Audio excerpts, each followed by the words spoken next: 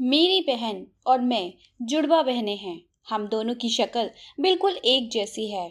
हमारे सगे संबंधी भी हमें नहीं पहचान पाते हैं। फिर एक दिन मेरी बहन ने हम शक्ल होने का फायदा उठाया।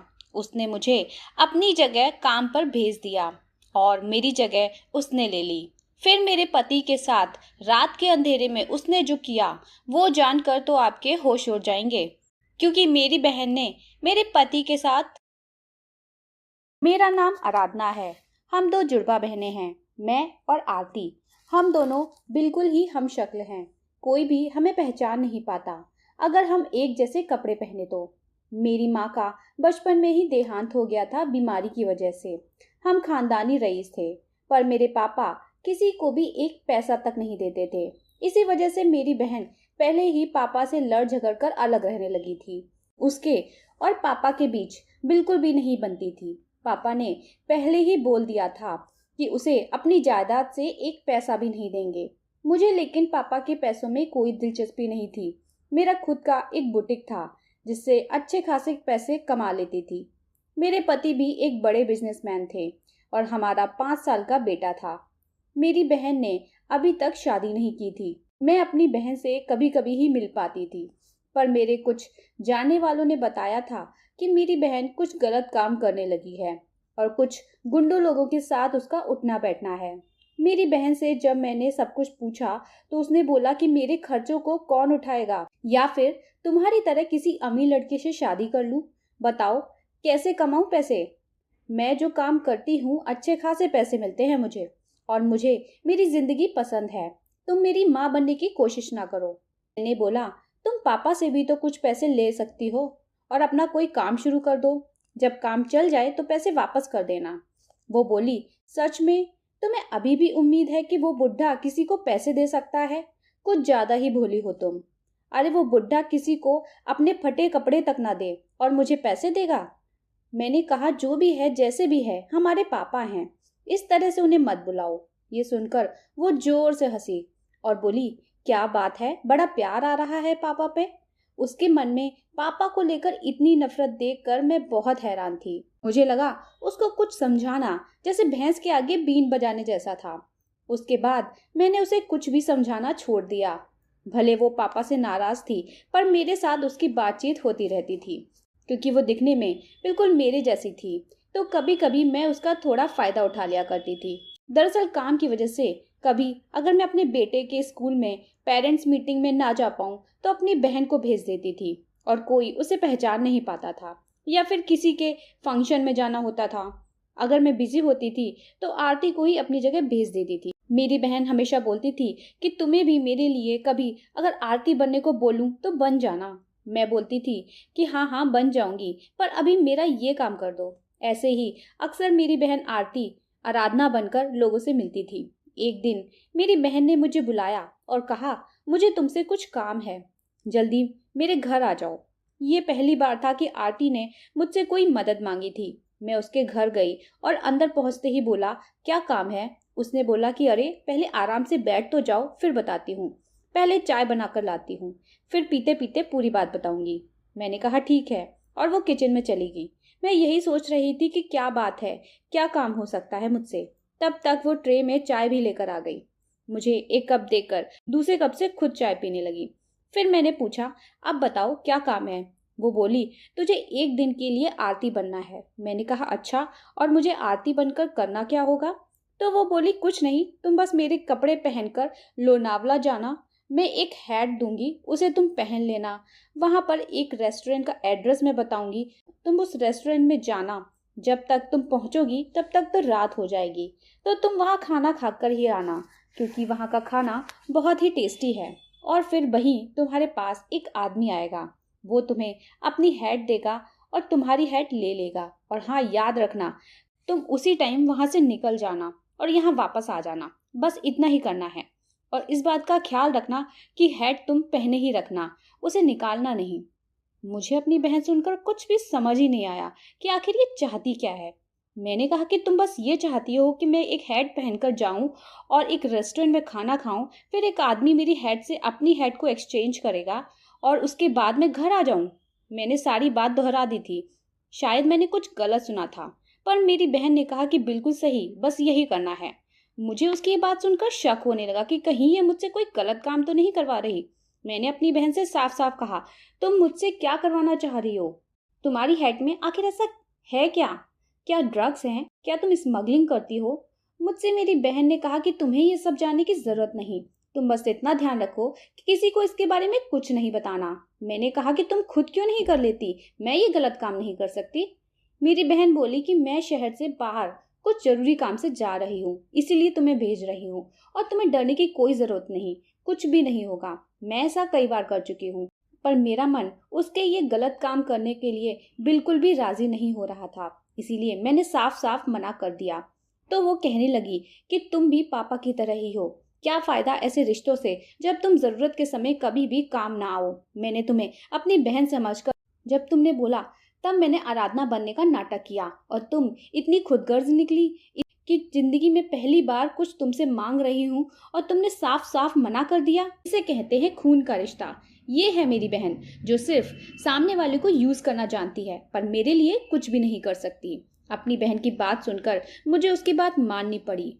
सच ही तो कह रही थी वो, कितनी बार वो मेरे काम आई थी, पर मेरी बात अलग थी। वो मुझसे गलत काम करवा रही थी, ड्रग्स की स्मगलिंग कराना चाहती थी। मेरा मन ना होने के बावजूद भी मैंने उसे हाँ कर दी, पर उसे साफ साफ कह दिया, ये पहली और आखिरी बार है कि मैं तुम्हारा गलत काम में साथ दे रही हूँ। मेरी बहन ये सुनकर खुश हो गई और बोली, हाँ पक्का, बस इस बार ही कर दो। इसके बाद मैं अपने घर वापस आ गई और शाम को वापस आने को बोला।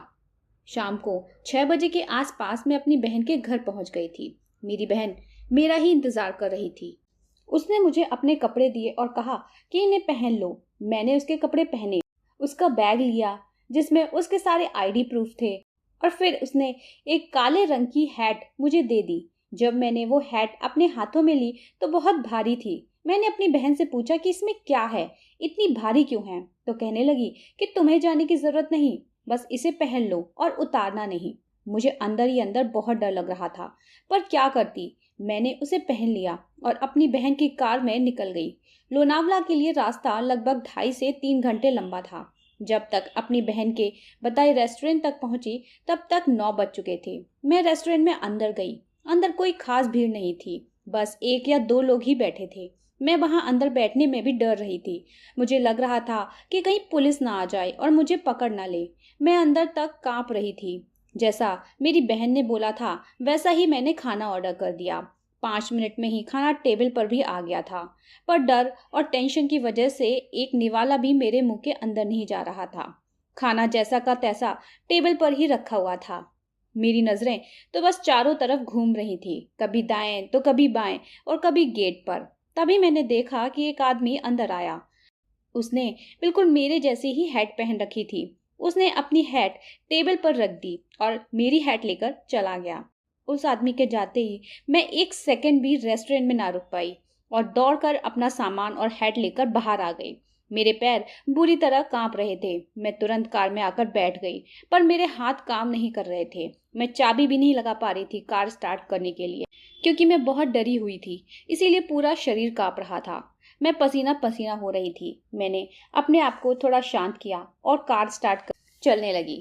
रास्ते में एक जगह टोल पड़ता है। वहां पर पहुंचकर मैंने देखा कि अभी कुछ पुलिस वाले चेकिंग कर रहे हैं। पुलिस को देखकर तो जैसे मेरी जान ही अटक गई थी। अब समझ ही नहीं आ रहा था कि क्या करूं। सोचा वापस ले लेती हूँ, लेकिन तब तक बहुत देर हो चुकी थी। मेरे पीछे बहुत सी गाड़ियों की लाइन लग चुकी थी। अब अगर ऐसे में जबरदस्ती भागने की कोशिश कर तो पुलिस वालों को शक हो सकता था। तो मैंने सब भगवान के भरोसे छोड़ दिया और लाइन में आगे चलने लगी। जब मेरा नंबर आया तो उन्होंने मुझसे मेरा नाम पूछा। मैंने कहा कि आरती शुक्ला। तो उन्होंने मुझसे मेरा आईडी प्रूफ दिखाने को बोला। मेरे पास मेरी बहन का आईडी प्रूफ था, तो मैंने उन्हें दे दिया। आईडी प्रूफ को अच्छे से देखकर वो पुलिस वाला कहने लगा कि यहाँ क्या करने आई थी? तो मैंने कहा कुछ नहीं, बस घूमने। फिर पुलिस वाला बोला कि ठीक है, आप जा सकती हैं। पुलिस वाले के ये बोलते ही मेरे जान में जान आई और मैं वहां से निकल गई। मैं थोड़ी ही दूर निकली थी कि तभी कुछ ऐसा देखा कि मेरे ऊपर जैसे आसमान टूट पड़ा। वो पुलिस वाला अपनी गाड़ी में मेरे पीछे आ रहा था। मेरे तो उसे देखकर रोंगटे खड़े हो गए। उस पुलिस वाले ने गाड़ी से इशारा किया मुझे रुकने का। मैं रुक गई थी, पर थर थर कांप रही थी। जब पुलिस वाला गाड़ी से उतरकर मेरे पास आया तो मैंने अपने आप को संभालते हुए उसे एक स्माइल के साथ कहा, जी बताइए। उसने कहा, मैडम आप अपना आईडी प्रूफ वहीं भुलाई थी, ये लीजिए। मैंने कहा, ओह सॉरी, पता नहीं कैसे इसे वापस लेना ही भूल गई। फिर वो पुलिस वाला बोला कि आप यहाँ आती रहती हैं क्या? मैंने कहा, नहीं, बस पहली बार आई हूँ। तो बोलने लगा कि अच्छा, अगली बार जब आप यहाँ घूमने आए तो मुझे बताना, मैं आपको अच्छी अच्छी जगह घुमा दूंगा। ये बोलकर उसने अपना नंबर लिख कर दिया और हाथ मिलाते हुए अपना नाम बताया कि मेरा नाम अमन है, अमन सारस्वत। मैंने कहा, बिल्कुल, अगली बार जब आऊंगी तब आपको जरूर याद करूंगी। ये बोलकर मैंने उसका नंबर ले लिया। मुझे बस वहां से निकलने की जल्दी थी। मैं बाय बोलकर जल्दी से वहां से अपनी गाड़ी स्टार्ट करके निकल गई और मैं सीधे अपनी बहन के घर आ गई। वो नंबर वाली पर्ची भी मैंने फाड़ कर रास्ते में ही फेंक दी थी, क्योंकि मेरा उस पुलिस वाले से दोबारा मिलने का कोई भी इरादा नहीं था। जब मैं अपनी बहन के घर गई तो उसने मुझसे एक एक बात पूछी डिटेल में। मैंने उसे सब कुछ बताया, पर पुलिस वाले ने मुझे रोका था और उसने मुझे अपना नंबर दिया था, ये मैं बताना भूल गई। इसके बाद मैंने अपने कपड़े पहने और घर वापस आ गई। जब तक मैं घर वापस आई, रात के 2 बज चुके थे। मेरे पति काम के सिलसिले में बाहर गए हुए थे, इसीलिए किसी को पता नहीं चला कुछ। और मेरा बेटा भी मेरी बेस्ट फ्रेंड सोनिया के साथ था। सोनिया और मैं कॉलेज के समय से एक दूसरे के फ्रेंड हैं और शादी के इतने समय के बाद भी हम दोनों एक दूसरे के बहुत करीब हैं, जितना मैं अपनी बहन के भी करीब नहीं थी। घर आकर मैं बहुत थक गई थी तो जाते ही सो गई। जब सुबह उठी तो 8 बज चुके थे। तभी किसी ने दरवाजे की घंटी बजाई। मैंने जब दरवाजा खोला तो मेरे पैरों तले जमीन खिसक गई। मेरे सामने तो पुलिस वाले खड़े थे। पुलिस को देखकर तो मैं हक्का बक्का रह गई। उनमें से एक पुलिस वाले ने अपना नाम केशव बताया और बोला, ये आपके पापा के बारे में है। किसी ने कल रात आपके पापा का खून कर दिया है। ये सुनकर तो जैसे मेरे ऊपर आसमान गिर पड़ा। मैं अपने आप को रोक ना पाई और आंसू मेरी आंखों से बहने लगे। मैं बहुत तेज से रो रही थी। तो पुलिस वाले ने कहा कि हम लोग बाद में आते हैं। ये बोलकर वो चले गए। मुझे पापा के बारे में सोच सोचकर बहुत बुरा लग रहा था, पर कौन कर सकता था ये। वैसे पापा का रवैया किसी के साथ भी कुछ खास अच्छा नहीं था, इसीलिए किसने ये काम किया होगा बताना मुश्किल ही है। फिलहाल पापा जैसे भी थे मेरे पापा थे। मैं तुरंत पापा के घर गई। वहां हमारी नौकरानी मिली, जो कि सालों से पापा के पास काम कर रही थी। उसने बताया कि लगभग 11 बजे के आसपास उनका कत्ल हुआ है, ऐसा पुलिस बोल रही थी। इस समय तो मैं लोनावला से अपनी घर वापस आने के लिए निकल चुकी थी। तो जब पापा का कत्ल हुआ तो मैं रास्ते में थी। पापा के बारे में सोच सोचकर फिर से मेरी आंखों से आंसू बहने लगे। फिर पूरे रीति रिवाज के साथ उनका अंतिम संस्कार किया गया। हमारे घर बेटा ही पिता की चिता में आग लगाता है। हमारा कोई भाई नहीं था, इसीलिए ये सब काम मेरे पति ने किया। मेरे पति को मैंने सब कुछ फोन पर बता दिया था, इसीलिए पापा की खबर सुनते ही वो फौरन अपना काम छोड़कर घर वापस आ गए। जब सारे रीति रिवाज पूरे हो गए तो केशव पुलिस वाला मुझसे मिलने आया और पूछने लगा कि आप अपने पापा से आखिरी बार कब मिली थी। मैंने कहा कि लगभग 1 हफ्ते पहले। पापा बूढ़े हो गए थे तो मैं अक्सर उनके पास आया करती थी उनका हालचाल लेने। बाकी उनके पास एक नौकरानी रहती थी जो कि उनका सारा काम कर दिया करती थी। फिर पुलिस वाले ने पूछा कि कल रात आप कहाँ थी। अब मैं असलियत में कहाँ थी ये मैं नहीं बता सकती थी, तो मैंने बोला कि कल रात मेरी तबीयत कुछ ठीक नहीं लग रही थी, इसीलिए घर पर ही आराम कर रही थी। तो इस पर पुलिस वाला बोला कि आपके साथ घर पर कौन था। मैंने कहा कि कोई नहीं, मेरे पति काम के सिलसिले में बाहर गए हुए थे और मेरा बेटा मेरी सहेली के पास था, क्योंकि मेरी तबीयत ठीक नहीं थी तो उसके पास छोड़ दिया था। इस पर पुलिस वाला कहने लगा कि आपको क्या सुबह से ही पता था कि आपकी तबीयत खराब होने वाली है, क्योंकि आपने अपनी सहेली को सुबह ही बोल दिया था कि आपका बेटा उसके पास रहेगा। आपको कैसे पता चला कि रात को तबीयत खराब हो जाएगी आपकी? पुलिस वाले की बात सुनकर मैं थोड़ा डर गई। फिर अपने आप को संभालते हुए बोली कि तबीयत सुबह से ही खराब थी, इसीलिए अपनी सहेली को बोला। फिर मैंने कहा कि आप मुझसे इतने सवाल जवाब क्यों कर रहे हैं? क्या आप ये सोच रहे हैं कि मैंने अपने पापा का खून किया है? मैंने सवालिया नजरों से उस पुलिस वाले की तरफ देखा तो वो बोला, देखिए आराधना जी, आपके पापा के कत्ल से जिसे सबसे ज्यादा फायदा है वो आप हैं, तो शक तो बनता है। अगर आप निर्दोष हैं तो डर किस बात का? ये सुनकर तो मुझे जोर का झटका लगा। मैंने कहा, फायदा? आपका दिमाग तो ठीक है ना? मैंने अपने पापा को खो दिया है और अपने पापा को खोकर किस बेटी का फायदा हो सकता है। तो पुलिस वाला कहने लगा कि वो तो वक्त ही बताएगा, मुझसे छुपाने की जरूरत नहीं है, मैं पुलिस वाला हूँ, मैं सब जानता हूँ। आपके पिता की वसीयत के मुताबिक उनकी करोड़ों की जायदाद की मालकिन अब आप हैं। ये पुलिस वाला तो मुझे झटके पे झटके दिए जा रहा था। मैंने कहा कि मुझे इस बारे में कुछ भी नहीं पता था, और रही बात पैसों की, तो मुझे उन पैसों में कोई दिलचस्पी नहीं है। मुझे बस अपने पापा से प्यार था। ये बोलकर एक बार फिर मेरे आंखों से आंसू बहने लगे। मेरी ये हालत देखकर पुलिस वाला बिना कुछ बोले वहां से चला गया। ये सब बातें पापा की नौकरानी ने सुन ली थी। वो मेरे पास आई और मुझे साइड में ले गई। साइड में ले जाकर नौकरानी बोली कि मैंने तुम्हें कल रात देखा था। मैंने बोला देखा था? कहाँ देखा था? तो वो बोली तुम्हारे पापा के घर के बाहर। तुम अपने पापा के घर से निकली, बाहर गेट पर तुम्हारे कपड़े का बटन फंसकर टूट गया था। मेरे पास ये बटन भी है। उसने अपनी जेब से बटन निकाल कर दिया और कहने लगी कि अगर पुलिस को ये बात पता चल गई तो पता होगा ना कि तुम्हारा क्या होगा। तुम्हारे पापा की इतनी दिन की सेवा की है। वो बुढ़ा कभी कुछ नहीं देता था, बस महीने की तनख्वाह ही दे दे उतना ही काफी था। बहुत कंजूस था। अब जब तुम्हें इतने सारे पैसे मिलने वाले हैं तो मुझे भी मेरा हिस्सा चाहिए, वरना पुलिस को सब बता दूंगी।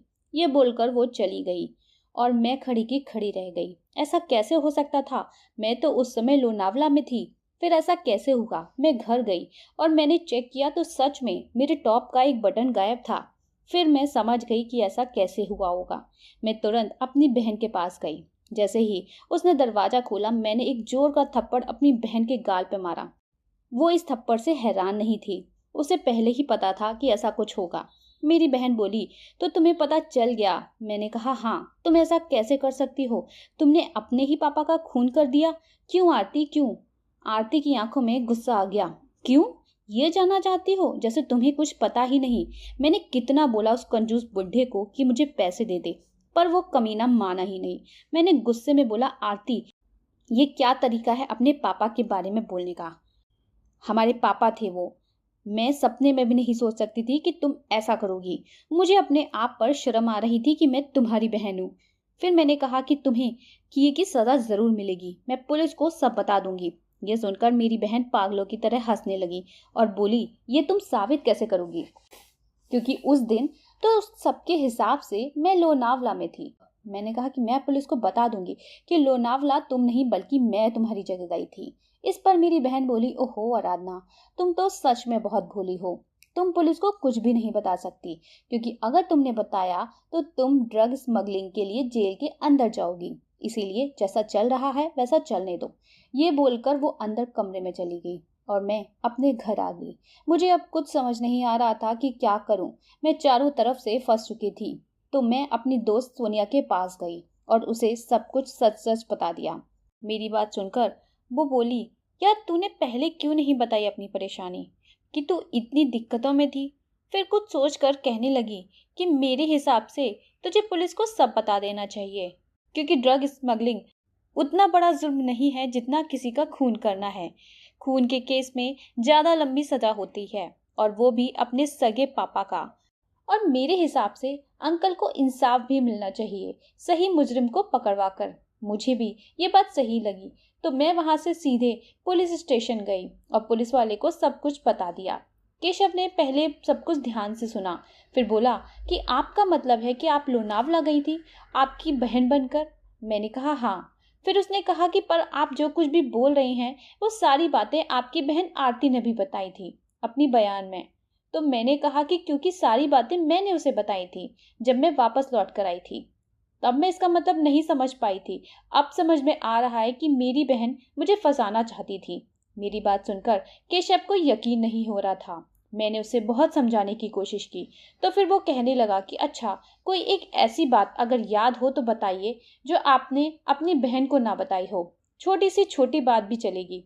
मैंने बहुत सोचा, फिर मुझे याद आया कि मैंने अपनी बहन को ये बात नहीं बताई थी कि एक पुलिस वाले ने मेरी गाड़ी रुकवाई थी, क्योंकि मेरी आईडी प्रूफ उसी के पास रह गई थी। मैंने केशव को उस घटना के बारे में बताया और ये बताया कि उस पुलिस वाले का नाम अमन सारस्वत था। मैंने कहा कि अब चलिए मेरी बहन से पूछताछ कर लीजिए, उसे इस बारे में कुछ भी नहीं पता है। मैं और केशव दोनों मेरी बहन के घर गए। केशव ने मेरी बहन से पूछा कि उस रात जब आप लोनावला गई थी, उस रात की कोई बात ऐसी जो कि कुछ अजीब सी हो या आपने पहले मुझे बताना भूल गई हो। तो मेरी बहन ने कहा कि नहीं, ऐसी कोई बात नहीं है। फिर थोड़ी देर बाद सोचते हुए बोली कि जब मैं वापस आ रही थी तो एक पुलिस वाले ने मुझे रोका था, क्योंकि मैं अपना आईडी प्रूफ उसी के पास भूल आई थी। उसके बाद उसने मुझे अपना नंबर दिया था। केशव ने कहा कि ये बात आपने पहले क्यों नहीं बताई। तो मेरी बहन आरती ने कहा कि मैं खूबसूरत और जवान हूँ, अगर लड़के मुझे अपना नंबर दे रहे हैं तो इसमें कोई अजीब बात नहीं। ये तो मेरा पर्सनल मैटर हुआ ना, फिर ये मैं आपको क्यों बताऊं। इस पर केशव ने कुछ नहीं बोला और वहां से चला गया। केशव के जाने के बाद मैंने आरती से पूछा कि तुम्हें ये सब कैसे पता, मैंने तो तुम्हें ये नहीं बताया था। इस पर आरती मुस्कुराई और बोली कि चलो, तुम बहन हो मेरी, तो आज तुम्हें सच्चाई बता ही देती हूँ। दरअसल मुझे पता था कि तुम पूरी बातें मुझे नहीं बताओगी, इसीलिए मैंने हैट के अंदर एक कैमरा छुपाया हुआ था, जिससे तुमने वहां जो कुछ भी किया वो सब पता है मुझे। और इसीलिए हैट इतना भारी था। और सच बताऊं तो वहां कभी कोई ड्रग स्मगलिंग हुई ही नहीं थी। मुझे बस तुम्हें फंसाना था, इसीलिए उस टाइम तुम्हें लोनावला भेजा था। अब मेरे पास तो बहुत से सबूत हैं कि उस रात मैं लोनावला में थी, पर तुम्हारे पास कोई सबूत नहीं कि तुम कहाँ थी। मैं अपनी बहन की बात सुनकर बहुत ही हैरान थी। क्या आरती से मेरा सच में खून का रिश्ता है? मैंने कहा, पर क्यों क्यों किया तुमने मेरे साथ ऐसा? तो आरती बोली कि जलन होती है मुझे तुमसे। जब देखो अच्छा बनने का नाटक करती रहती हो, जिसे देखो बस तुम्हारी तारीफ करता रहता है। मुझे तो कोई बात करना भी पसंद नहीं करता। और अपने प्यारे पापा, उन्होंने तो मुझे अपनी जायदाद से भी बेदखल कर दिया था। इसीलिए नफरत है मुझे तुमसे। अपनी सगी जुड़वा बहन के मुंह से ये सब बातें सुनकर तो जैसे आसमान टूट पड़ा था मेरे ऊपर। मुझे यकीन ही नहीं हो रहा था कि इतनी नफरत कब हो गई उसे मुझसे। इसके बाद मुझे कुछ और सुनने की हिम्मत नहीं हुई और मैं घर आ गई। अगले दिन पुलिस मुझे पकड़ के ले गई और मुझे जेल भेज दिया गया। मुझे तो बस चिंता थी अपने पति और अपने बच्चे की। जेल में मेरे पति मुझसे मिलने आए। मैं अंदर तक टूट गई थी। मेरे पति ने कहा कि तुम्हारे खिलाफ बहुत सारे सबूत हैं, अब मुझे समझ नहीं आ रहा कि तुम्हें बाहर कैसे निकलवाऊं। फिर उन्होंने कहा कि पर तुम हिम्मत मत हारो, जरूर ही मैं कुछ हल निकाल लूंगा। मैंने कहा कि मेरी बहन मुझसे इतना नफरत करती है, मुझे पता ही नहीं था। मेरी आंखों में आंसू बहने लगे। मेरे पति ने कहा कि तुम हिम्मत ना हारो, जल्दी सब ठीक कर दूंगा मैं। रही बात तुम्हारी बहन की, तो सिर्फ नफरत के लिए नहीं बल्कि पैसों के लिए उसने तुम्हें फंसाया है। मैंने कहा कि मैं समझी नहीं, क्योंकि पापा की जायदाद तो मेरे नाम है।